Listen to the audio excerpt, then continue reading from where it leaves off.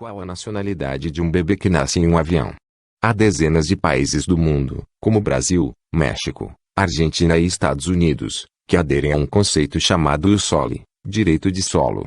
De acordo com este sistema, é nacional do Estado todo aquele que nasce em seu território, e também espaço aéreo, não tendo qualquer relevância a nacionalidade dos pais, informa o Ministério das Relações Exteriores do Brasil.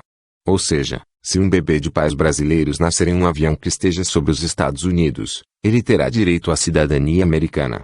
Já nações europeias e Austrália, por sua vez, não adotam um conceito irrestrito de ius soli.